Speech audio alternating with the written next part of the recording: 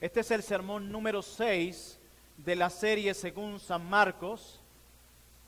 Evangelio según San Marcos, capítulo 1, versículos 29 al 34. Vamos a leer y predicaremos hoy. Marcos, capítulo 1, versículo 29 al 34 de Marcos 1. Leemos el verso 29. Dice: al salir de la sinagoga, vinieron a casa de Simón y Andrés, con Jacobo y Juan. Y la suegra de Simón estaba acostada con fiebre, y enseguida le hablaron de ella. Entonces él se acercó hablando de Cristo, y la tomó de la mano y la levantó, e inmediatamente le dejó la fiebre, y ella le servía. Cuando llegó la noche de ese mismo día, luego que el sol se puso, le trajeron todos los que tenían enfermedades y a los endemoniados. Y toda la ciudad se agolpó a la puerta y sanó a muchos que estaban enfermos de diversas enfermedades y echó afuera muchos demonios y no dejaba hablar a los demonios porque le conocían. Amén. Hermanos y amigos presentes hoy, nosotros vivimos en un mundo caído. Esa es una verdad que cada uno de los que está aquí o la mayoría conocemos, pero que algunos de los que estamos aquí nos cuesta aceptar, que vivimos en un mundo caído. Génesis capítulo 1 y Génesis capítulo 2 describen que el Dios creador hizo todo bueno en gran manera. Todo era hermoso. El dolor no existía. Las lágrimas eran desconocidas. Y las enfermedades no hacían parte de este mundo. Pero cuando llegamos a Génesis capítulo 3, vemos cómo todo comienza a cambiar de una manera tan drástica, pero trayendo consigo efectos muy tristes. Los representantes de la raza humana, quienes eran Adán y Eva, se rebelaron contra Dios, creyendo en la oferta destructora de Satanás y poniendo en duda el buen mandamiento de Dios. El pecado entra al mundo y trajo consigo enfermedad, decadencia y muerte. Estas tres cosas que acabo de mencionar, enfermedad, decadencia y muerte, son las consecuencias de la maldición que entró al mundo luego que los representantes de la raza humana desobedecieran al Dios creador. La enfermedad, el sufrimiento y la muerte sirven para nosotros como recordatorios dolorosos del hecho ineludible de que residimos en un planeta caído, en un mundo disfuncional. Ese es el lugar donde vivimos. Ese es nuestro hogar por un poco de tiempo. Hermanos, vivimos en un planeta que ha sido afectado por el pecado. Tú no puedes olvidar eso, porque al momento que tú olvidas eso, vas a comenzar a tener expectativas muy altas sobre este mundo.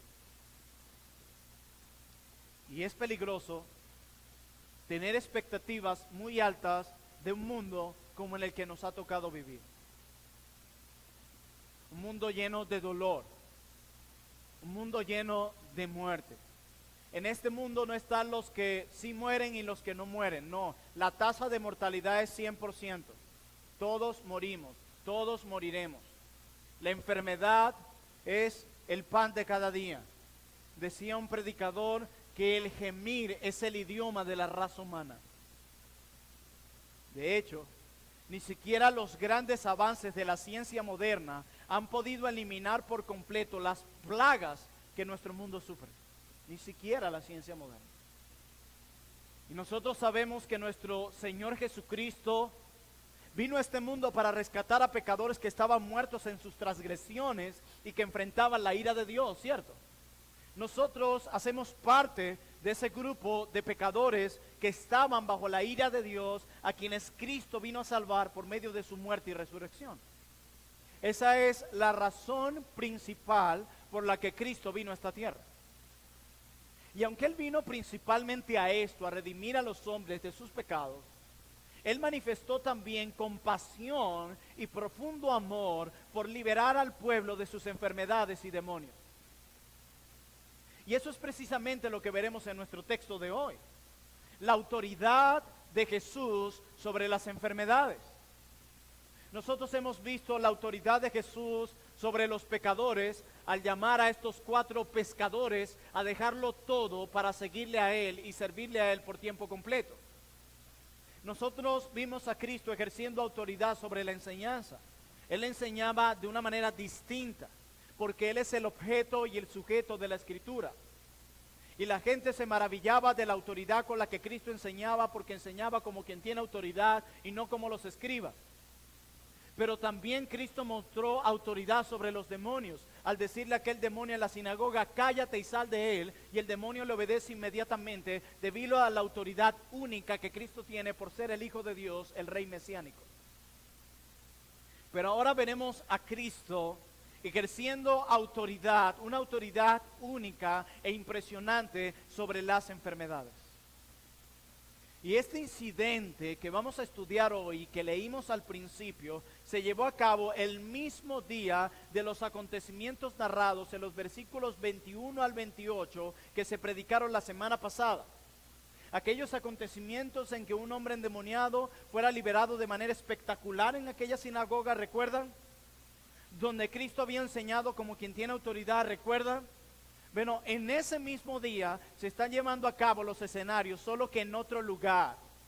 Aquí tenemos otro escenario, en otro lugar, el mismo día, pero donde se añaden nuevos personajes. Y poco después de este evento que predicamos el domingo pasado, Jesús y sus discípulos se van a la casa de Pedro, donde Jesús demostró su autoridad sobre los efectos físicos del pecado. Siendo Cristo la resurrección y la vida, Cristo debía tener el poder sobre los efectos físicos y espirituales que trajo la maldición del pecado. Y vamos a empezar a estudiar este versículo a partir del versículo 29 y empecemos a ver cómo esta narrativa nos muestra el despliegue del poder y de la autoridad de nuestro buen Señor Jesucristo. Marcos 1, verso 29, volvamos allí. Al salir de la sinagoga, vinieron a casa de Simón y Andrés con Jacobo y Juan. Marcos añade un detalle: al salir de la sinagoga, ellos se van inmediatamente a la casa de Pedro. Y es importante destacar que las reuniones en la sinagoga solían terminar al mediodía. O sea que todo lo que estudiamos la semana pasada se llevó a cabo en horas de la mañana. Cuando termina el servicio en la sinagoga, Pedro invita a Jesús y a estos discípulos a ir a su casa. Y los primeros 4 discípulos de Jesús, a quienes llamó poco tiempo antes, habrían asistido con él a la sinagoga, y de seguro estos discípulos también quedaron asombrados por la predicación de Jesús. Ellos estaban en primera fila con Jesús. Ellos seguro estaban todavía impactados de lo que habían visto unas horas antes, cuando vieron a Jesús reprender a aquel demonio y que ese demonio se sujetara con tal autoridad. Y lo más posible es que de la sinagoga a la casa de Pedro, estos 4 discípulos venían emocionados conversando de lo que pasó en la sinagoga. Allí estaba Jacobo, allí estaba Andrés, allí estaba Juan, allí estaba Simón. Ahí estaban estos discípulos que habían sido llamados, ¿se acuerdan? Junto al mar de Galilea, estaban con él. Y en estos inicios de su ministerio, Pedro vivía en Capernaum con su familia. Y la familia de Pedro incluía a su esposa, su suegra y su hermano Andrés, y algunos dicen tal vez a sus hijos. Por lo tanto, y voy a decir algo que esto va a ser fuerte para analizarlo en nuestras mentes. Si Pedro tenía suegra era porque tenía esposa, ¿verdad que sí? Y digo esto porque, como bien decía un siervo del Señor, muchas personas quieren una esposa, pero si puede venir sin suegra incluida, mucho mejor. Bueno, yo quiero decirle que eso incluye a las suegras jóvenes, ¿oyeron? Cuando uno se casa, o eso también incluye a su familia, aunque nosotros no querramos, y aunque ahora como matrimonios estamos formando otra familia, esa familia incluye suegrita. ¿Verdad, suegra? Se cree que la casa de Pedro estaba muy cerca de la sinagoga en Capernaum. Algunos dicen que a un tiro de piedra, estaba muy cerca de allí. Y habría sido muy normal para Pedro y Andrés invitar a Jesús a ir a la casa junto a Jacobo y Juan para la comida del mediodía. Lo más posible es que le hayan dicho: Señor, ya terminó el servicio, es hora de comer, te invitamos a la casa a comer algo. Pero al parecer existía una segunda motivación en Pedro al invitar a Jesús a su casa. Y esa motivación, según la podemos ver en el texto, era que la suegra de Pedro estaba en cama con mucha fiebre. Y Lucas, quien era médico, sugiere que la suegra de Pedro tenía una gran fiebre, añade Lucas. Quiere decir que si esta mujer tenía una gran fiebre, lo que indica es que esa fiebre estaba relacionada con una gran infección. No sabemos qué tanto tiempo esta mujer estaba en la cama, pero nos dice que no se podía parar. Era tan fuerte la fiebre que ella estaba recostada en la cama sin poder hacer nada. Ella estaba sumamente débil de salud. Yo no sé cuándo fue la última vez que a ti te dio una fiebre que no podías pararte de la cama. Esa fiebre donde te duelen hasta los huesos, que sientes el cuerpo hirviendo, que no quieres ni siquiera hablar. ¿Se han sentido así alguna vez?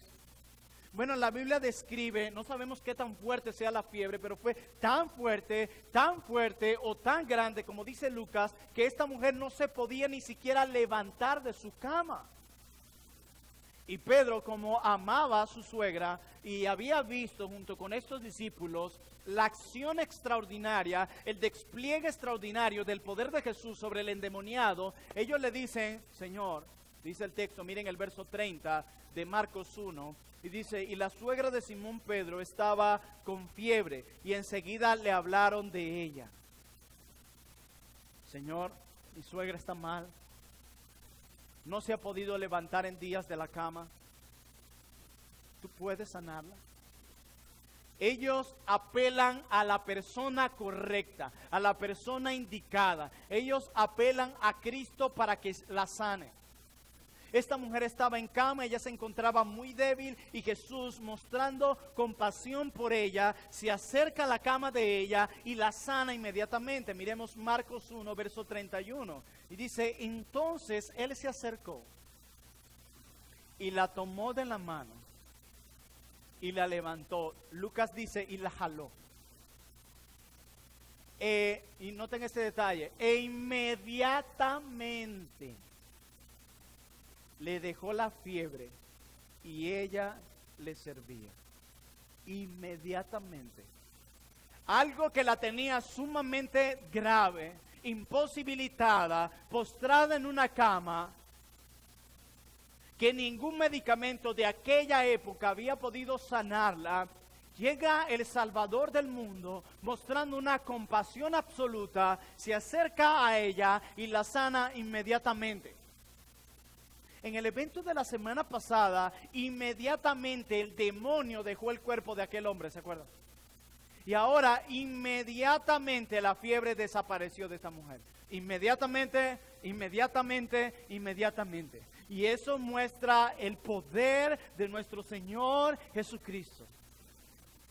No requirió un tratamiento de 8 días o 5 días.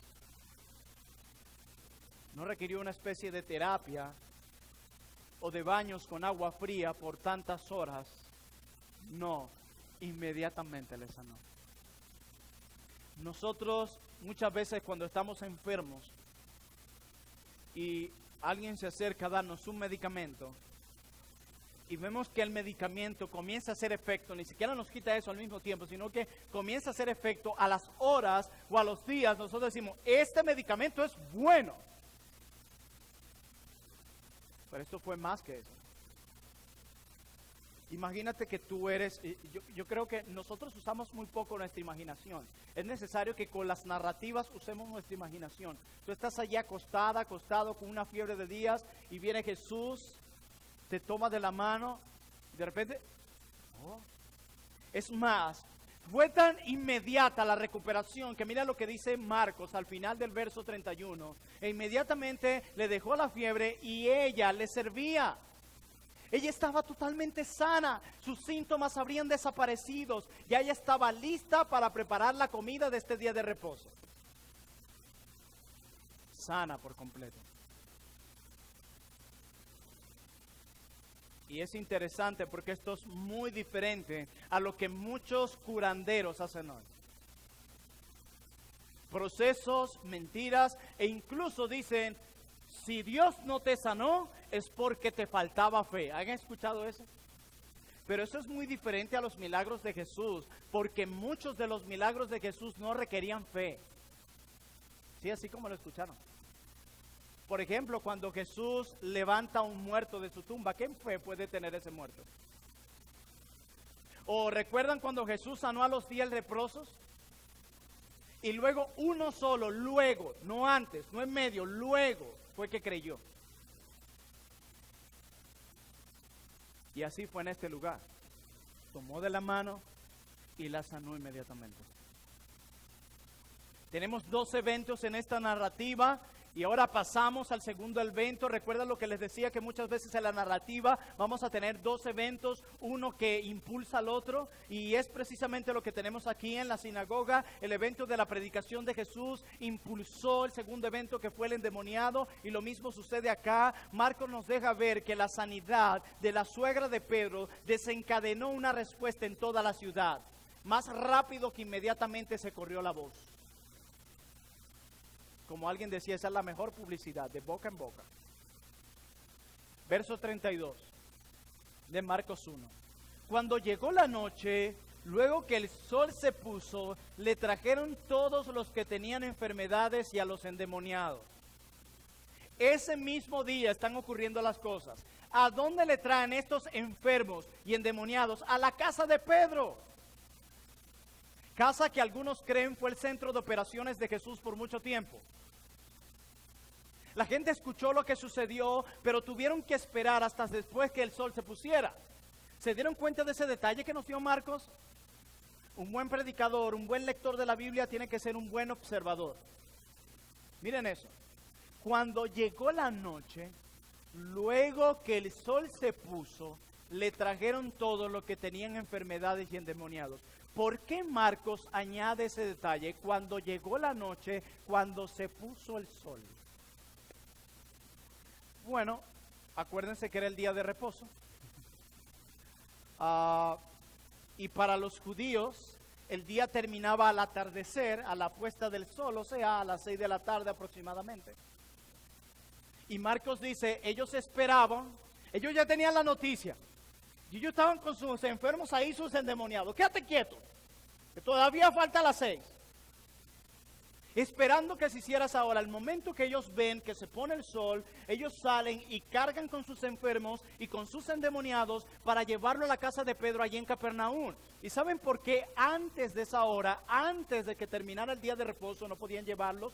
Porque la ley judía establecía, o mejor dicho, la ley judía prohibía cargar algo o con alguien en el día de reposo, porque era considerado un trabajo, por lo tanto violaba el 4º mandamiento. De hecho, ellos eran muy estrictos con eso. Ellos decían que si el día de reposo, ese día llovía fuertemente y tú te mojabas, en el lugar en el que te mojaste debías quedarte paradito hasta que la ropa se te secara, porque caminar con esa ropa húmeda era cargar un peso. No eran casi estrictos, ¿verdad? Y por esa misma razón, las personas no salen inmediatamente a llevar, a cargar con sus enfermos y endemoniados, porque iban a violar la ley. Entonces ellos esperan que termine el día de reposo, que era cuando se ponía el sol, y salen corriendo a la casa de Pedro. Y el texto dice, cuando llegó la noche, luego que el sol se puso, le trajeron. Y el verbo que se usa aquí indica que seguían trayendo gente sin cesar. Trayendo, vengan, vengan, vengan. Y dice el versículo 33 de Marcos 1, y toda la ciudad se agolpó a la puerta. ¿Cuál puerta? A la puerta de la casa de Pedro. Imaginen el escenario. Tú estás pasando por la calle. Nosotros acostumbramos que cuando estamos pasando por un lugar y vemos mucha gente en un lugar, inmediatamente decimos, ¿qué está pasando aquí? Imagínate que tú vives en Capernaum y estás pasando Y allí en la casa de Pedro y ves todo ese gentío, esa multitud allá afuera. Y Marcos dice, toda la ciudad se agolpó a la puerta. Obviamente toda la ciudad no estaba allí. Marcos usa una hipérbole como si toda la ciudad estuviese allí, porque eso era lo que parecía. ¿Había tantos enfermos? Y nuestro amado Cristo, con total autoridad y compasión infinita, imponía las manos en cada una de estas personas y las sanaba. Verso 34 de Marcos 1, y sanó a muchos que estaban enfermos de diversas enfermedades, y echó fuera muchos demonios, muchas enfermedades, muchos demonios, echó fuera delante tanta multitud. Mire, es común ver a gente con autoridad en nuestros días, pero que son un poco arrogantes. Mucha gente con autoridad en nuestros días que no se acercan a las personas. ¿No les ha pasado así? Que porque tienen un rango o algún tipo de autoridad, como que si tú fueses un extraterrestre. Bueno, si hay alguien que estaba investido de una enorme autoridad, era Cristo. Y a pesar de esa gran autoridad, este era un hombre lleno de autoridad, pero al mismo tiempo compasivo. Porque Cristo, a pesar de su gran autoridad, no miraba a la gente de lejos. Dice que se acercaba a ellos y le imponía las manos, los tocaba y los sanaba. ¿Cuánta compasión en alguien tan lleno de tanta autoridad? Y esto sin duda alguna nos recuerda que Cristo se compadece de nuestras debilidades. Hermanos, y pensemos en cada una de estas enfermedades que vemos aquí. Dice Marcos que estas personas fueron sanadas de diversas enfermedades. Aquí podemos empezar en cualquier tipo de enfermedad grave que pueda venir en tu mente. Yo no creo que aquí venían personas con un dolorcito de cabeza, no. Yo creo que aquí venían personas con enfermedades muy fuertes, enfermedades que ni siquiera la medicina de aquel momento pudo sanar. Y recuerden que la medicina en aquel tiempo era muy mala y con muchas limitaciones en comparación a la que tenemos hoy. O sea que enfermarse en aquel tiempo era mucho más difícil que enfermarse ahora. Para ti, ¿qué crees que enfermarse hoy es difícil? Muchas personas enfermas y con gran sufrimiento llegaron a ver a Jesús, y todas esas personas que acudieron a Cristo fueron sanadas. No hay alguien que regresó, mire, ¿y qué pasó contigo? No, me dijo que mi enfermedad es muy difícil. Esto está muy complicado. No todos, todas las personas que se acercaron a Él fueron sanadas inmediatamente. A todas las personas Jesús las sanó al instante y por completo. Pero hay algo que es importante destacar. Todas estas personas estaban buscando era sanidad física y no salvación espiritual.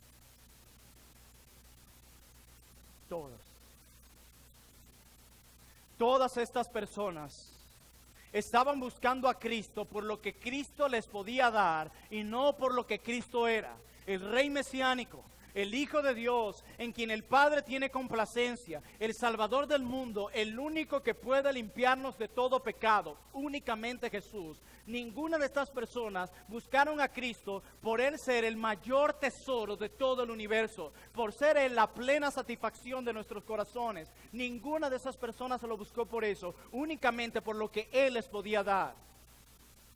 Y esto pasó en un momento con aquellas personas a quien Cristo alimentó. De hecho, en un momento Cristo dijo, yo sé que vosotros me buscáis por el pan que yo te daré. Yo lo sé. Hermanos, Cristo sabe quién le busca a Él honestamente y quién solamente viene aquí por algo que necesita de Él. Y eso es muy importante para nosotros, pensar cuál es la razón por la que nos acercamos a Cristo. ¿Cuál es la razón por la que venimos aquí a la iglesia? ¿Venimos sencillamente porque creemos que la iglesia es un centro de alimentación para que nos dé algo? Hay muchas personas que vienen acá y afortunadamente muchas de ellas han podido ser ayudadas. Pero tristemente muchas de ellas vienen a mitad del culto o se van antes del culto o solo esperan el final del culto para pedir algo de dinero, de comida, y luego no los ves más nunca.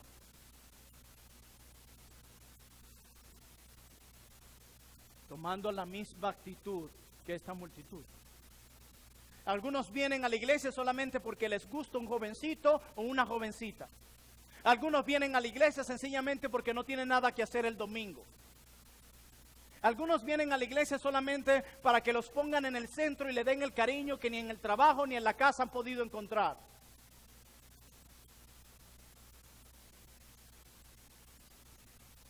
Es importante que tú medites por qué vienes aquí. ¿Qué es lo que te trae aquí? ¿Qué es lo que te mueve el domingo en la mañana a despertarte bien temprano y atravesar la ciudad para estar aquí? ¿Qué es? Porque tu motivación para estar aquí, créeme, juega un papel importante. Y aunque delante de los hombres muestres otra cosa, el Dios creador de todas las cosas, el que un día juzgará este mundo, conoce las motivaciones por las que estás aquí. Intenta engañarme a mí o al que está a tu lado, pero a él ni se te ocurra. Sería el trabajo más estúpido que puedas hacer en tu vida. Tratar de engañar a Jesús, quien es Dios hecho carne. Y estas personas vienen solo por sanidad física, por lo que Cristo les pueda dar, y no por lo que Él es, el Salvador del mundo, el gozo de nuestras vidas. Estas personas están obsesionadas por su salud, ¿verdad que sí? Oye, para venirse de esa manera y quizás uno de muy lejos, tenían que estar muy obsesionadas por su salud. Hermanos, y déjenme decirles, eso no es nuevo. Usted puede estar bien, pero cuando los exámenes de salud salen alterados, usted va a hacer todo lo que sea, ir a donde sea, pagar lo que sea por estar sano. Hay una obsesión por la salud y hay un temor a una salud en decadencia. Pero créeme, acuérdate, la tasa de mortalidad es 100%, todos moriremos. Verso 34 de Marcos 1. Y sanó a muchos que estaban enfermos de diversas enfermedades, y echó fuera muchos demonios, y no dejaba hablar a los demonios porque le conocían. Increíble. Jesús le prohíbe de nuevo a los demonios que hablen. ¿Se acuerdan cuándo pasó esto? La semana pasada en la sinagoga. Cállate, le dijo al demonio, cállate y sal de él. No los dejaba hablar. Jesús no iba a permitir que los demonios le hicieran publicidad. Hermanos, Jesús no quiere promoción de quienes dicen cosas de Él, pero que hunden a las personas en las mentiras. Los demonios decían cosas correctas acerca de Cristo. Como decíamos, los demonios tenían una buena teología. ¿Ustedes se acuerdan el evento de la semana pasada? La gente no sabía quién era Jesús. ¿Quién es este que enseña como quien tiene autoridad? Los fariseos no sabían quién era Jesús. Los herodianos no sabían quién era Jesús. Los mismos discípulos no lo tenían bien claro, sino hasta el capítulo 8 de Marcos, que Pedro dice, tú eres el Cristo, el Hijo de Dios. Antes de eso no estaban seguros, pero a pesar de que ninguno de estas personas o públicos sabían quién era Jesús, los demonios sí. ¿Tú eres el Santo de Dios? ¿Vienes a destruirnos? Tú eres Jesús Nazareno, te conocemos. Claro, recuerden que estos eran ángeles caídos quienes un día sirvieron a Dios y conocían perfectamente a cada persona de la Trinidad. Y los demonios estaban aterrorizados. ¿Ustedes no se han preguntado por qué los demonios estaban aterrorizados? ¿Y por qué la gente no estaba aterrorizada? Porque la gente no conocía a Jesús. Pero los demonios que sí conocían a Jesús, al tú conocer a Jesús, la respuesta inmediata es terror. ¿Quién es este? Hoy día es el niño Jesús, que le tapan la carita y el 25 a las 12 se la destapa. Ese es el Jesús que muchos están adorando hoy. Un bebé en pañales en un pesebre. Hay un énfasis en su nacimiento y no en el propósito de su nacimiento. La pregunta es, ¿para qué nació? Porque eso suena muy bonito y todo se ve ahí, pero ¿cuál es el porqué? Es interesante que nadie en el pesebre tiene una montaña alta y 3 cruces, donde murió Jesús junto a los 2 ladrones. Esa es la esencia de lo que se celebra en este mes. No estoy en contra de nadie que celebre la Navidad, pero esa es la esencia, la muerte y la resurrección de Cristo. Dice Mateo capítulo 1, versículo 21, que Él vino a salvar a su pueblo de sus pecados. A eso vino.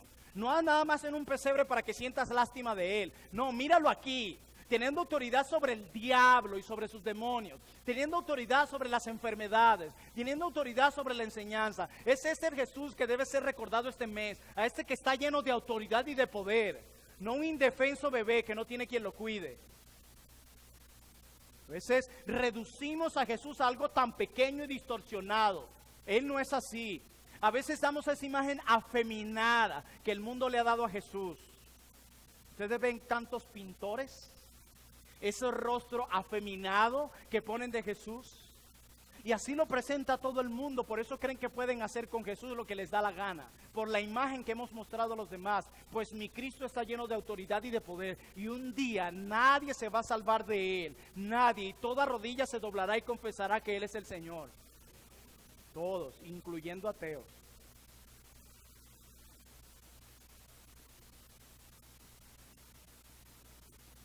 Los demonios conocían a Cristo y por eso estaban aterrorizados. Aterrorizados.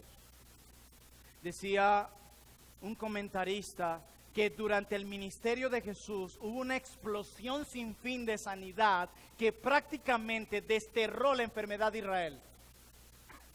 ¿Es lo que es eso? Perdón. ¿Usted sabe lo que es eso? Desterró prácticamente la enfermedad de esta nación con su poder. Eso no había sido hecho jamás. De hecho, en el Antiguo Testamento no vemos este despliegue de poder. Ustedes leen las epístolas y tampoco se hace alusión a demonios, este tipo de sanidades. De hecho, en el libro de los Hechos, solo en 2 capítulos se destaca. Esto fue único en los evangelios y único en el ministerio de Jesús. Acuérdate que estos milagros servían como autenticación del mensajero y del mensaje. Y de nuevo quiero que usen su imaginación. Caracas, Venezuela. Gran enfermedad. Llega un hombre, quien dice ser la autoridad suprema, el Hijo de Dios, el Rey mesiánico. Y de repente tú ves en las noticias, les informamos que según estadística, el 90% de las enfermedades en todo el país han sido desterradas gracias al poder de este hombre en tan solo 3 añitos. ¡Wow! Increíble. Acabar con prácticamente todas las enfermedades y los demonios de aquel momento, eso fue único. ¿Y saben quién lo hizo? El bebecito allí en el pesebre, no. El mismo que fue investido de poder y autoridad, Jesús. Ese es el Rey que nos salvó. Ese es precisamente el que intercede por nosotros. Mira, cuando tú estás enfermo, enferma, hay gente orando por ti. Pero ¿sabes cuál es la oración más importante en medio de ese momento? La que está haciendo Jesús a la diestra del Padre. Y ese es el Salvador que intercede por nosotros. Ese es el Salvador que vendrá un día por nosotros. Ese es el Salvador en quien hemos creído nosotros. ¡Wow! El que desterró prácticamente toda la enfermedad en una nación. Nunca antes se había visto tal cosa. Aunque Jesús delegó su poder de hacer milagros y sanidades a los 70 y a los apóstoles únicamente, porque eso es importante destacarlo. Cuando Jesús delega el poder de hacer de los dones de sanidades y de liberar endemoniados, se lo da únicamente a los 70 y a los apóstoles. De hecho, en un momento un discípulo se le ocurrió liberar un demonio y le dijo, hey, yo conozco a fulano, a Pablo, al otro, pero a ti no. Porque eso fue una autoridad exclusiva dada al ministerio apostólico. Cuando cesa el ministerio apostólico, cesan junto con él estos dones de milagros y sanidades. Sin duda alguna, nuestro buen Dios puede sanar soberanamente a quien Él quiera, cuando quiera, pero estos dones cesaron junto con el ministerio apostólico. Hermanos, Y dice el texto que sanó a muchos y liberó a muchos. Imagínate la fiesta que había ese día.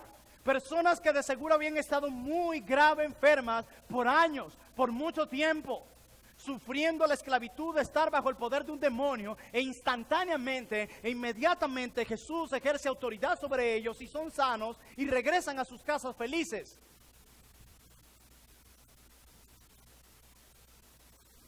Pero no convertidos. Vaya, qué problema, ¿no?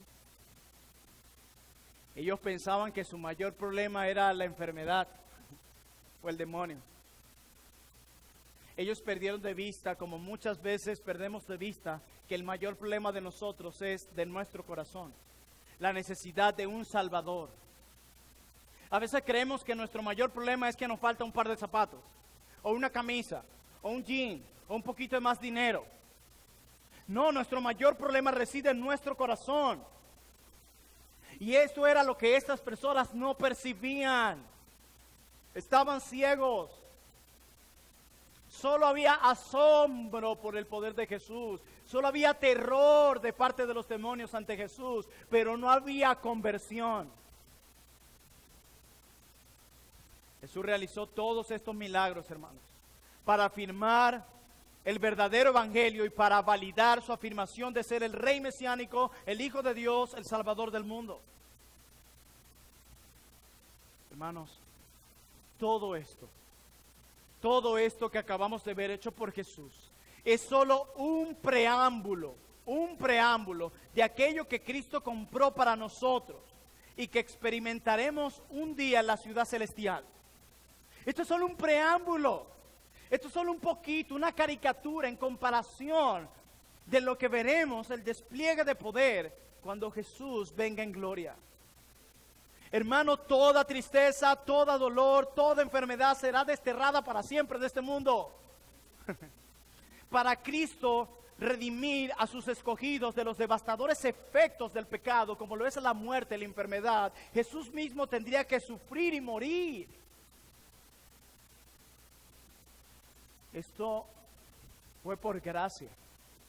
A nosotros no nos costó, pero a Él le costó su vida. Hermanos, la enfermedad, la tristeza y la muerte no podrían ser eliminadas de forma permanente hasta que el pecado mismo fuera derrotado. Porque acuérdense que la enfermedad, la muerte y todas estas cosas vienen como consecuencia del pecado. Solo pueden ser desterradas completamente cuando el pecado fuese desterrado completamente. Un día recibiremos cuerpos resucitados y glorificados.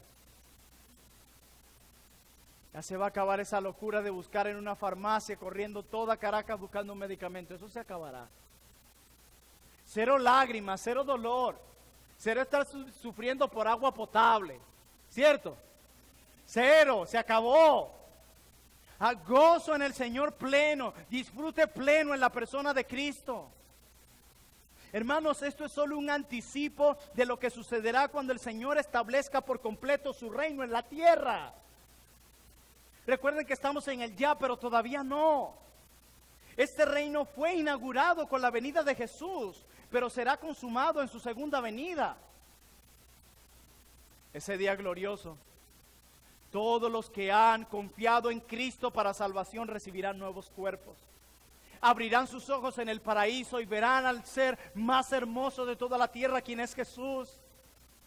Recibiremos cuerpos libres para siempre del pecado. Recibiremos cuerpos libres de las enfermedades. Recibiremos cuerpos libres de la amenaza de la muerte. Y aunque esta es una esperanza futura, usted dirá, pastor, pero ¿quién sabe cuánto falta para eso? Por eso es que vivimos por fe y no por vista. Es precisamente por eso. Pero a pesar de que esta es una esperanza futura, con todo esto que Cristo hizo en la tierra, en este momento, esa es una clara demostración de que Él es capaz de cumplir dicha promesa. Esto está aquí para que tú veas que esto es solo un preámbulo, un poco, pero eso nos da una garantía. Esto que Cristo está haciendo aquí, sanar inmediatamente y con poder a multitudes, es una garantía de que Él un día lo hará, de que Él cumplirá lo que prometió. Esto es una garantía. Aférrate a estas garantías. Las promesas de Dios nos fortalecen. La amnesia a las promesas de Dios nos debilitan, decía alguien.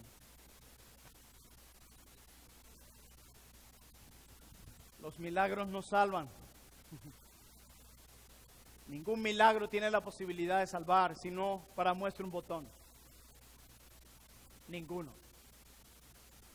Solo somos salvos por creer en la predicación del Evangelio. Solo somos salvos por creer y aferrarnos a la justicia perfecta de Cristo. Fuera de eso no hay salvación. Pueden seguir los curanderos haciendo campañas de sanidad, haciendo todo lo que quieran, pero nada de eso le otorga la salvación a las personas. ¿Cuántos hoy vemos campañas por aquí de salud, campañas por allá, maratónicas, dinero tras dinero? ¿Y saben por qué hay una obsesión en la gente en dar dinero a estas maratónicas? Porque hay una obsesión por la salud, pero no una pasión por el mensaje sano de la predicación de la palabra. Aborrecen la predicación de la palabra. Quieren solamente a estos curanderos. No quieren a Jesús estas personas que aún se hacen llamar cristianos. Lo que quieren es lo que Jesús les puede dar. Y creen comprar a Jesús o los milagros de Jesús, porque estos son vendedores de milagros. Creen vender a Jesús por unos cuantos bolívares. Realmente tú y yo hemos de acercarnos a Cristo por lo que Él es. Fuera de Cristo estás perdida, perdido. En Cristo hay gozo, plenitud y salvación. Hermanos, y con esto voy culminando. Cristo está lleno de total autoridad. Cuando a un demonio o al mismo Satanás se le dice cállate, se calla. Cuando Él da órdenes a las enfermedades, sana. Ese es el Salvador a quien tú y yo servimos. Por eso debemos someternos bajo la autoridad de Cristo, pero no como los demonios quienes le obedecen, pero que al mismo tiempo le aborrecen, sino como quienes obedecen y aman a Cristo. Mire, una persona que solamente siente temor ante la presencia de Cristo y no vive para Cristo, para adorar a Cristo y servir a Cristo, esa persona solo tiene la fe de los demonios. Santiago en el capítulo 2 de su carta, cuando se está refiriendo a aquellas personas que dicen solamente creer, pero su fe no concuerda con su vida, él les dice, bueno, también los demonios creen y tiemblan. Y si alguien te dice, bueno, mira, yo no voy a la iglesia, yo de verdad, yo no me someto a Cristo, pero mira, yo sé que Él un día va a juzgar, Él es poderoso. Bueno, te felicito, tienes por lo menos la fe de los demonios. Lo que pasa es que tienes un problema, esa fe no salva. No salva. Ni tampoco nos va a salvar el emocionarnos como aquella gente en la sinagoga, ni como esta gente se emocionó cuando fue sanada por el poder de Jesús. Ciertamente nosotros deberíamos emocionarnos, apasionarnos al ver las enseñanzas de Cristo y el despliegue de su poder. Pero nuestro entusiasmo debe ir acompañado de una adoración constante a las glorias de Cristo. No se puede quedar ahí. Esta gente fue a su casa y regresaron con la ira de Dios sobre ellos. El asombro por sus milagros y el terror de los demonios no salvan a nadie. ¿Escucharon eso? Y por otro lado, hermanos, no olvides que sirves a un Salvador lleno de poder y autoridad, pero que también es compasivo. Es compasivo. Solo Él puede compadecerse de una manera única ante nuestras debilidades. Y solo a Él hemos de dar toda la gloria y la honra. Solo debemos someternos a su autoridad divina y guardarnos de buscar a Cristo por lo que Él nos puede dar. Por estas razones esta gente se acercó a ellos y por esta razón mucha gente se acerca a la iglesia.